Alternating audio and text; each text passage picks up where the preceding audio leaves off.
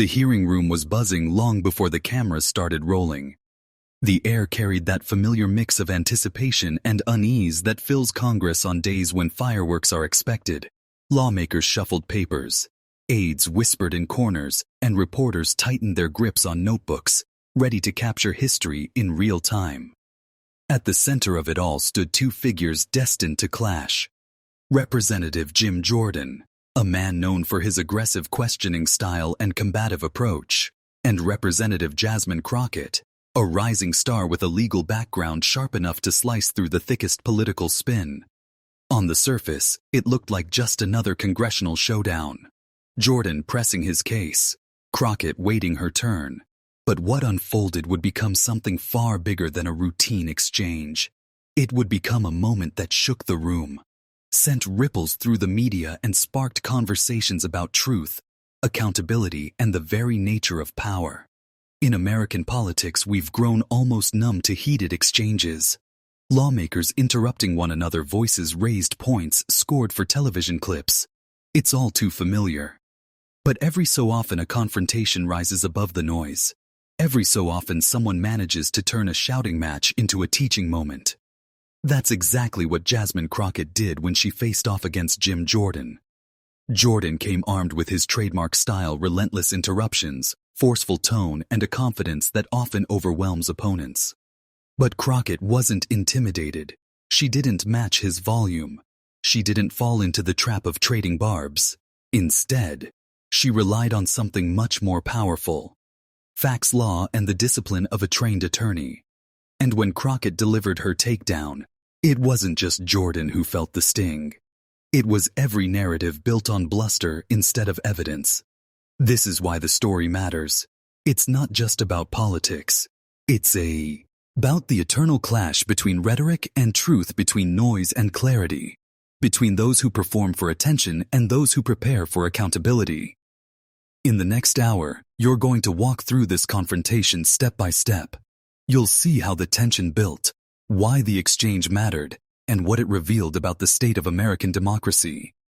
You'll feel the suspense of the hearing itself, relive the defining moment when Crockett flipped the script, and witness the fallout, as media and the public reacted in real time.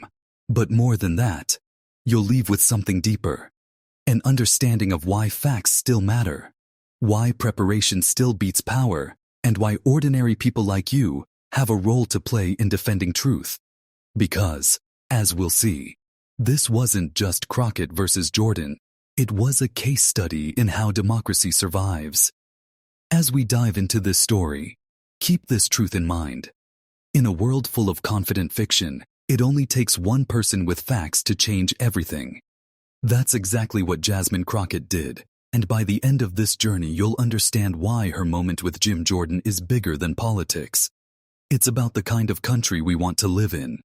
The stage was set in a hearing that had already run long. Jordan, chairing with his usual intensity, had spent much of the session framing Democrats as evasive, painting witnesses as biased, and using his time to push a narrative rather than ask genuine questions.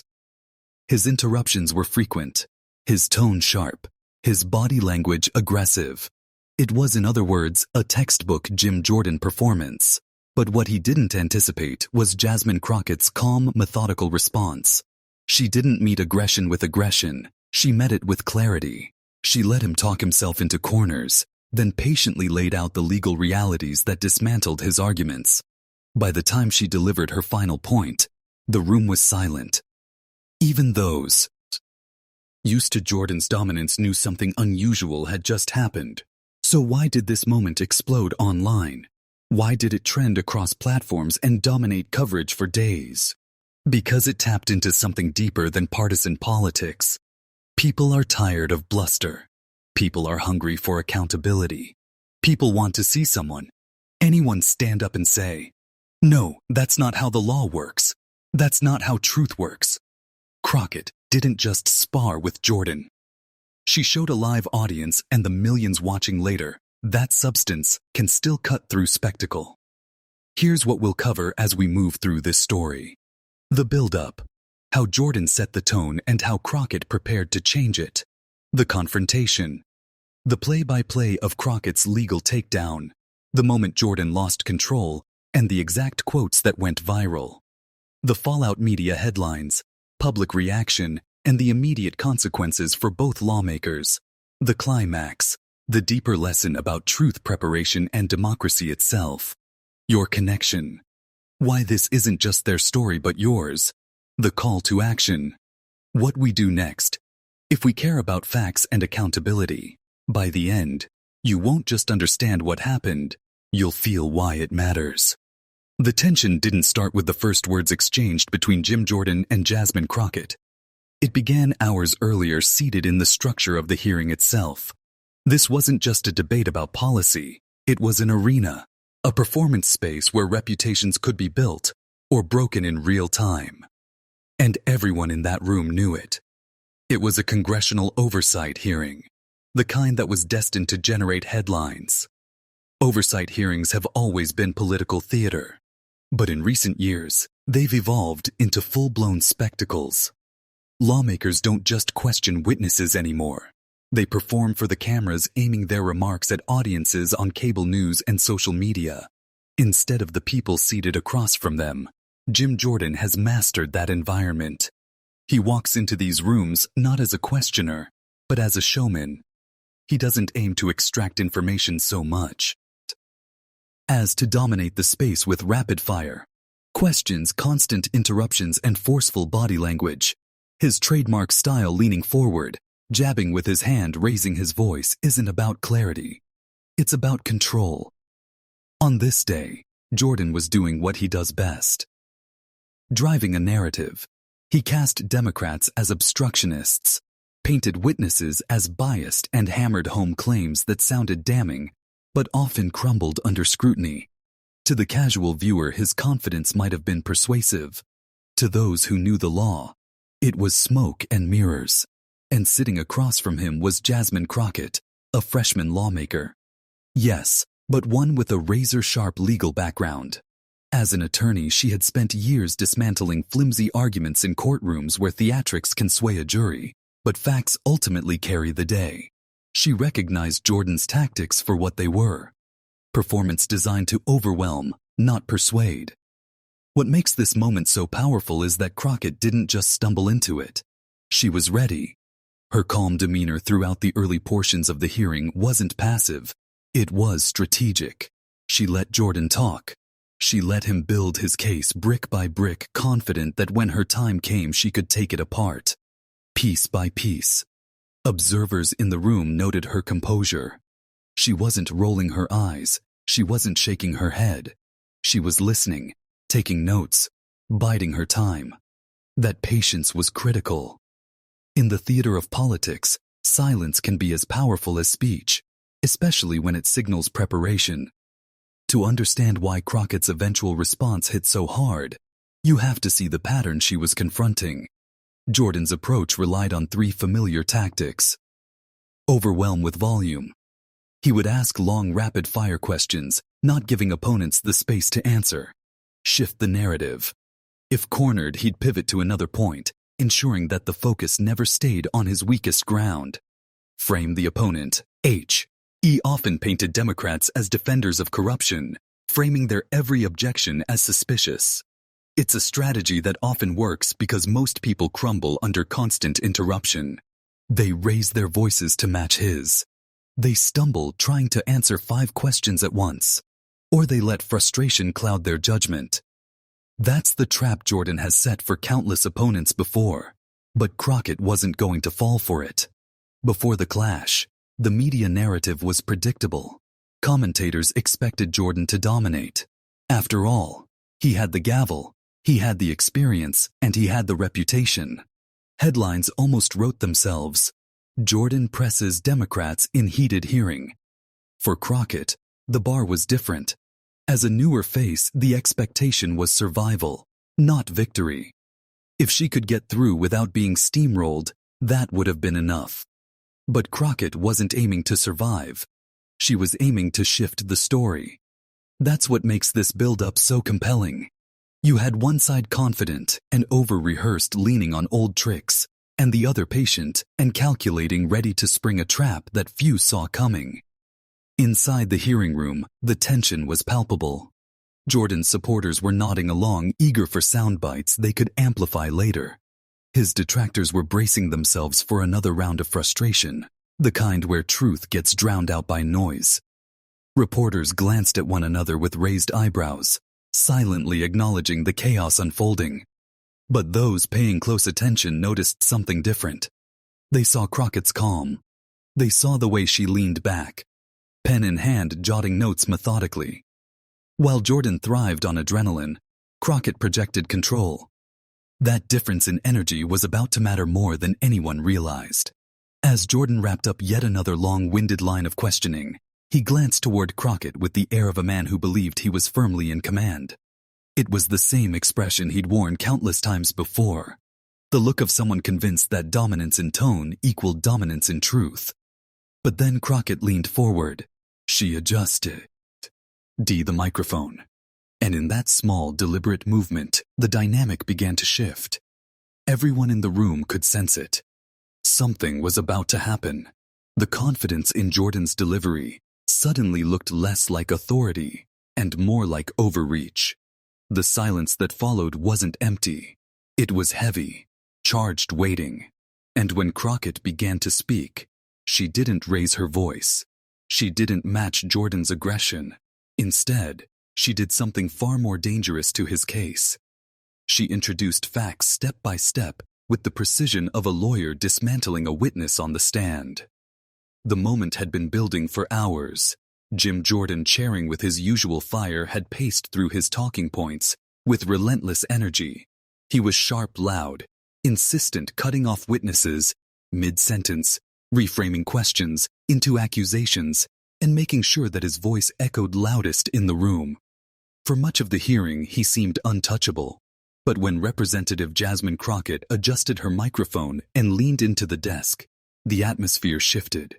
Reporters who had been scribbling notes slowed their pens. Aides who had been whispering in the corners stopped mid-sentence. Even some of Jordan's allies, sensing the storm about to roll in, leaned forward in their chairs. Something was about to happen. Crockett began slowly, almost softly, her voice calm, her tone steady. "Mr. Chairman," she said, her words measured, "I've been listening carefully to your statements, and I think we need to take a step back." The phrasing was deliberate. She didn't attack Jordan. She didn't insult his style. She reframed the entire conversation, inviting the room to pause, to reconsider, to shift from performance back to reality. Jordan, visibly impatient, tried to interject, but Crockett didn't flinch. She waited for the interruption to pass, then resumed, her eyes fixed on him, not hostile but unyielding. This was the first crack in Jordan's armor.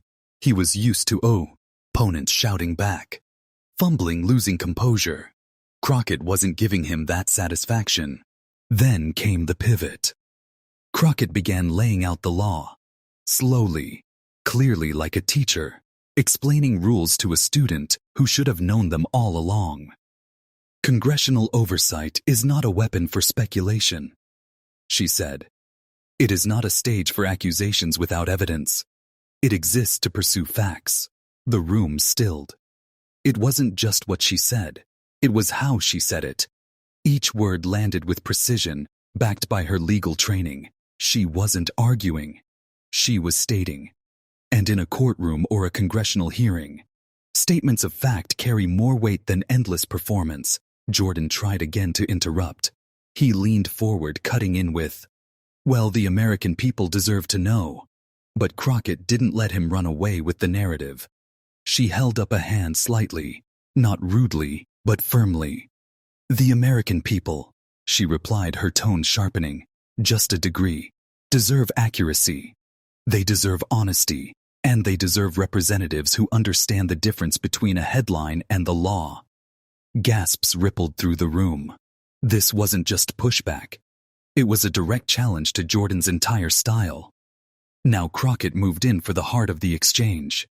She laid out 3 specific legal points Jordan had twisted earlier in the hearing. On subpoena power, Jordan had implied Democrats were abusing authority. Crockett calmly cited precedent pointing to Supreme Court rulings that defined Congress's investigative scope. "This isn't my opinion," she said. "This is the court's on witness credibility." Jordan had accused a witness of bias. Crockett countered by citing the witness's long record of bipartisan service, dismantling Jordan's suggestion with documented fact. On constitutional responsibility, Jordan had framed his approach as defending the Constitution. Crockett flipped the script. "The Constitution does not grant us the right to weaponize this body against individuals for political gain.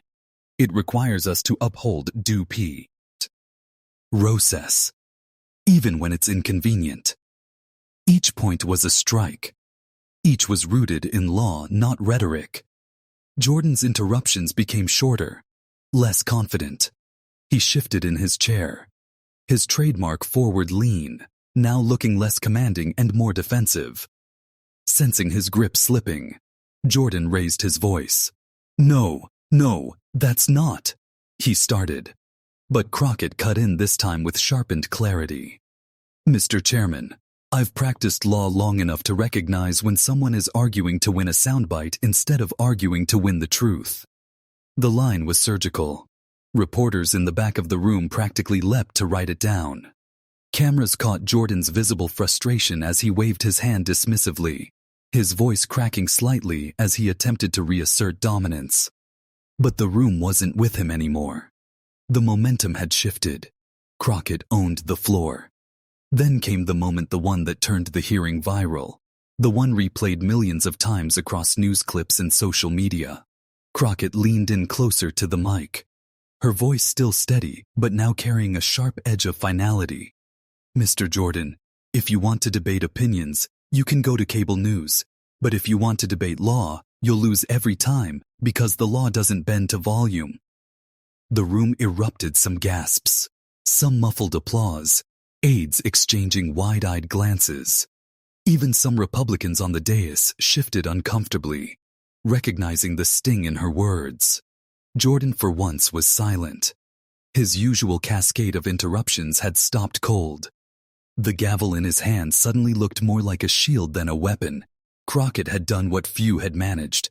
Before she shut him down, live in real time, with nothing more than preparation and precision.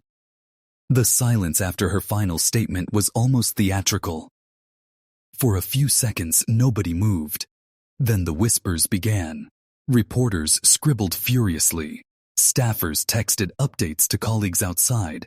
On social media, clips of the moment were already being cut, captioned, and posted. Even those who disagreed with Crockett's politics had to acknowledge what they'd just witnessed, a takedown so clean, so undeniable that Jordan's usual arsenal of tactics had failed him. This wasn't just about one exchange. It was about years of Jordan using volume and performance to dominate hearings. It was about viewers at home used to seeing bluster drown out substance finally witnessing the reverse. Crockett didn't just shut him down, she exposed the weakness in his entire style. For all his confidence, for all his interruptions, he was powerless against someone who refused to play his game and instead forced him onto hers. The game of facts, law, and unshakable composure. By the end of the session, the confrontation was all anyone could talk about. Headlines weren't "Jordan dominates" hearing. They were Crockett schools. Jordan on constitutional law. Legal takedown. Crockett silences. Jordan in heated exchange. Jordan outmatched as Crockett delivers. Viral rebuttal. And for millions of Americans who had grown disillusioned with politics as theater, the clip was a rare reminder. Substance can still win. The gavel eventually fell, signaling the end of the hearing. But for everyone in the room, and soon everyone outside of it, the defining moment wasn't the subject matter under debate. It was the exchange between Jasmine Crockett and Jim Jordan. An exchange that flipped the script on expectations and instantly dominated the narrative. Within minutes of Crockett's takedown, clips were circulating across social media. Reporters who had been live tweeting the hearing latched onto the quote that would echo the loudest. "If you want to debate opinions, you can go to cable news. But if you want to debate law, you'll lose every time, because the law doesn't bend to volume. That single line became the headline. Major outlets rushed to publish breaking stories. The Washington Post. Crockett confronts Jordan. Facts versus volume. Me in oversight hearing. CNN viral moment. Jasmine Crockett takes on Jim Jordan. The Hill. Jordan silenced. After Crockett's sharp legal rebuke, even outlets often sympathetic to Jordan couldn't ignore the exchange. Fox News ran a segment acknowledging the clash, though they framed it as heated partisanship. Still, the clip they played on air showed the very moment Jordan had fallen silent, a visual that spoke louder than any framing could soften. The coverage wasn't uniform, but the sheer ubiquity of the story meant Crockett's voice was amplified far beyond that single room. If the media gave the story reach, social media gave it force. Within an hour, Crockett's name was trending on X, formerly Twitter. By evening, TikTok was flooded with edits of the exchange, some set to dramatic music, others broken down point by legal analysts. On YouTube, reaction channels lit up dissecting Crockett's composure and Jordan's unraveling. Hashtags like Crockett vs.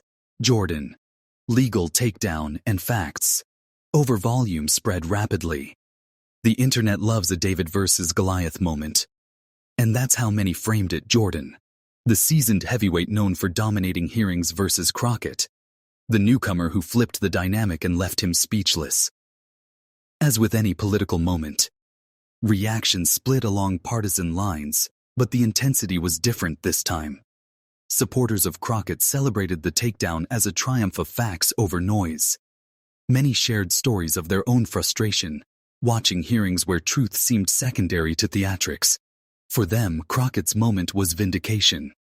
Critics of Jordan praised her for saying out loud what many had long felt, that his style was more performance than substance. Jordan's base unsurprisingly saw it differently. Some claimed Crockett was disrespectful. Others argued that Jordan was unfairly silenced. But even within his camp, the silence at the end of the exchange was hard to spin away. Polls wouldn't capture the full impact immediately, but focus groups and online surveys later revealed something significant: independence. And casual political observers, who often tuned out congressional theatrics, noticed Crockett's composure, and many of them found it refreshing. Inside Capitol Hill, the ripple effects were immediate. Democratic colleagues rallied around Crockett, some publicly praising her for standing her ground, and others privately marveling at how cleanly she had dismantled Jordan. One aide was overheard saying, "That's the first time I've seen him actually stop mid-sentence." Republicans were less vocal, but insiders reported unease. Jordan's style had long been tolerated, even celebrated by his allies. But the Crockett moment exposed a vulnerability. His tactics could be neutralized by preparation and patience. That realization sent a quiet shiver through his caucus. The aftermath wasn't just about words. It was about optics. Jordan red-faced, interrupting, then silenced. Crockett, calm, composed, precise. Politics is storytelling, and those visuals told a story more powerful than any spin. It wasn't just that Crockett won the exchange. It was that Jordan visibly lost it. In an era where clips, not transcripts, shape public memory, the visual contrast sealed the moment. By the next day, political analysts were breaking down the exchange on morning shows and podcasts. Legal experts applauded Crockett's strategy, letting Jordan overextend, then cutting him down with case law.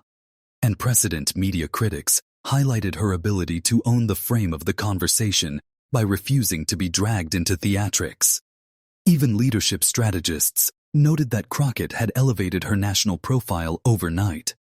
One commentator put it bluntly, Jordan walked into that hearing to dominate the headlines. Instead, he handed them to Jasmine Crockett. The immediate aftermath offered 3 lessons that echoed far beyond Washington volume. Isn't power. Jordan's loudest moments couldn't shield him from Crockett's precision. Preparation beats performance. C. Crockett's calm came from preparation, which let her dismantle Jordan point by point. Optics. shape reality. A single clip can outweigh hours of debate. For the millions watching, it wasn't just entertainment. It was a reminder that facts, when wielded well, can still win the day. For Jordan, his aura of invincibility in hearings took a hit. He remained a powerful figure, but the clip of his silence became a counterweight to his reputation. Opponents would reference it in future clashes, a reminder that his tactics could be beaten. For Crockett, the takedown catapulted her onto the national stage. She gained new followers, new media requests, and new credibility as a defender of truth and law. For a rising lawmaker, it was the kind of breakout moment that can define a career. The aftermath showed that this wasn't just a one-off viral clip. It was a turning point in how people view congressional hearings, how lawmakers approach confrontation, and how audiences consume truth in a sea of noise. For Crockett, it wasn't just a victory over Jim Jordan. It was proof that facts delivered with discipline and composure still have power, even in an age when spectacle often seems to reign supreme. The dust had settled. The headlines had been written. The viral clips had been shared millions of times. But the story of Jasmine Crockett versus Jim Jordan wasn't really about one lawmaker silencing another. It was about something deeper, something that speaks to the health of democracy itself. For years, American politics has leaned increasingly toward performance. Outbursts go viral. Interruptions dominate airtime. Memorable one-liners score more points than well-reasoned arguments. In that environment, it's easy to believe that volume equals victory. Jim Jordan has embodied that approach. His career in Congress has been defined by a strategy of overwhelming opponents with relentless rhetoric. For a long time it worked because you challenged him on his own terms. Then came Jasmine Crockett. Her legal takedown was more than a personal triumph. It was a case study in the enduring power of facts, where Jordan relied on theatrics.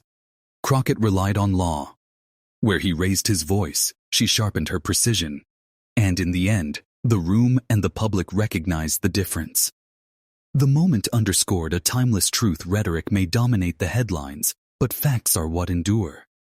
There's an old saying in the legal world: confidence can impress a jury, but preparation wins the case. Crockett embodied that principle. She didn't meet Jordan's bluster with bluster. She didn't need to. Her preparation gave her the tools to dismantle his arguments calmly, methodically, and effectively. That contrast resonated far beyond the hearing room. Viewers saw a rare inversion of the usual script. Instead of the loudest voice winning, the most prepared voice did. That's a lesson not only for politics, but for life. When stakes are high, preparation is the great equalizer. But there's another side to this story. A warning. Crockett's takedown stood out precisely because it's rare. Too often falsehoods go unchallenged. Too often hearings become theater with little regard for truth. If one prepared voice can change the dynamic, imagine what would happen if many more followed suit. Imagine a political culture where facts weren't just reactive, but proactive, where truth wasn't left to fight for survival in a sea of sound bites. The Crockett-Jordan moment wasn't just entertainment. It was a glimpse of what accountability could look like, if only more leaders chose substance over spectacle. It's easy to watch these exchanges as though they belong to someone else, as if what happens in Congress is distant, detached from daily life. But it isn't. The way our leaders argue, the way they frame truth, the way they perform or prepare these things shape the laws we live under, the trust we place in institutions, and the very health of democracy. That's why Crockett's takedown mattered. It wasn't about Democrats versus Republicans. It was about truth versus noise. And in that battle, everyone has a stake. The Crockett-Jordan confrontation reminds us of three simple, powerful lessons. Facts matter more than rhetoric. They don't shout the loudest, but they stand the longest. Preparation beats confidence. Showmanship can dazzle for a moment, but it cannot outlast substance. Democracy requires defenders. Truth will not survive on its own. It survives only when people choose to defend it.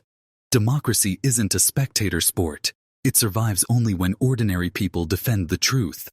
In the end, Jasmine Crockett didn't just shut down Jim Jordan. She reminded America of something we risk forgetting. Facts still have power. And as long as they do, there's hope that truth can outshine even the loudest performance. Let's pause for a moment. We've broken down what happened between Jasmine Crockett and Jim Jordan. The interruption, the pushback, the takedown, the fallout. But now the bigger question becomes, what does it mean for you? Because here's the truth. Politics isn't just a spectator sport. What happens in those rooms doesn't stay in those rooms. It ripples outward into the laws you live under, the systems you navigate, and the truths you're told every single day. So let's talk about it, not as politicians and pundits, but as people. Have you seen this before? Be honest with yourself for a second. How many times have you watched a debate, a hearing, or even a TV interview where someone talked over the facts and the person holding the truth never got the chance to finish? Did you feel frustrated? Did you want to reach through the screen and say, "Wait, let them answer"? That's why this moment mattered. Jasmine Crockett did what so many of us wish someone would do. Hold their ground. Stay calm and make the truth louder than the interruption. Now ask yourself, how often does the opposite happen? How often do false narratives go unchecked simply because no one steps up ever? Misinformation. And this isn't just about politics. Think about your daily life. A coworker spreads a rumor in the office. Do you speak up? A relative shares something false on social media. Do you scroll past or correct them? A headline sounds dramatic but misleading. Do you fact-check it or do you let it shape your opinion? These moments might feel small, but they're all part of the same pattern. Misinformation, whether in a congressional hearing or a Facebook post, only grows when it goes unchallenged. That's where you come in. The power of ordinary people. You don't need a law degree like Jasmine Crockett to push back on falsehoods. You don't need a congressional microphone to make a difference. All you need is the courage to ask questions, the patience to check facts, and the persistence to speak up even when it's uncomfortable. Because here's the thing. Truth isn't self-sustaining. It doesn't survive just because it exists. It survives because ordinary people defend it in conversations and communities. And yes, even in the comment sections of videos like this one. Reflective questions. So let's make this personal. When was the last time you stood up for the truth, even when it wasn't easy? How do you respond when someone tries to outshout the facts? Do you believe most people value performance over substance? And if so, how can you help change that? I'd love to hear your thoughts. Seriously, drop your answers in the comments, not just for me, but for each other. Because when we talk about these things openly, we start to build the culture we want to live in. Your role in the bigger picture. Look, I get it. Politics feels overwhelming. It's easy to think, what difference can I really make? But moments like Crockett's takedown remind us. One voice, one fact, one prepared person can change the entire tone of the room. Now imagine if hundreds, thousands, even millions of us committed to doing the same in our spaces. That's how democracy gets stronger, not through one viral clip, but through millions of small acts of truth-telling and invitation. So here's my invitation to you. Don't just watch this story. Be part of it. Don't just admire Crockett's courage. Practice it.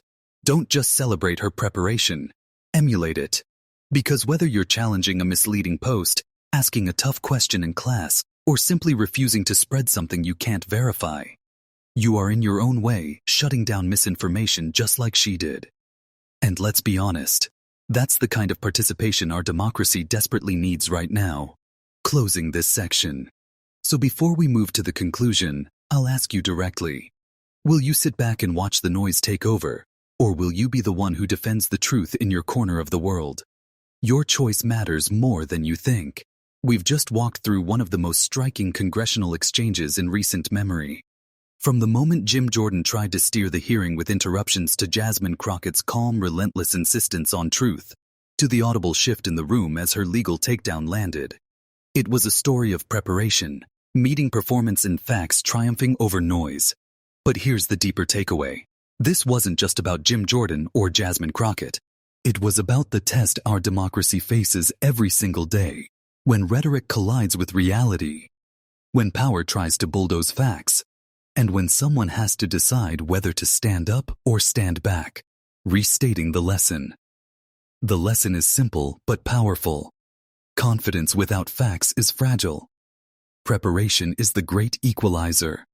Truth only wins if someone is willing to defend it. Jasmine Crockett didn't win that moment because she shouted louder. She won because she was ready.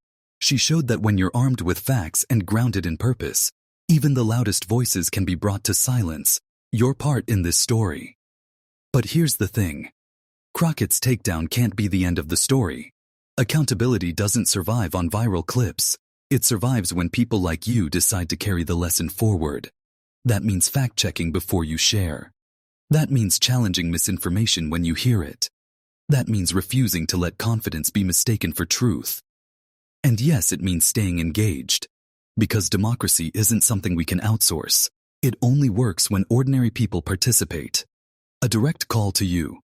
So, here's what you can do right now. Join the conversation. Drop your thoughts in the comments. What did you take away from this exchange? Do you think it will change the way hearings unfold in the future? Share this story. If you know someone who feels like truth never wins, send this to them as proof that preparation still matters. Stay connected. Subscribe so you won't miss the next breakdown of moments that reveal what's really happening behind the sound bites. Because the more informed we are, the harder it becomes for misinformation to dominate. Closing with strength. At the end of the day, Jasmine Crockett's showdown with Jim Jordan wasn't just a clash of personalities. It was a reminder of what's possible when truth is defended with courage and preparation. And that brings us to the final line. The one I hope stays with you long after this video ends. In the end, democracy doesn't defend itself. That's our job. The question is, will you be ready when your moment comes?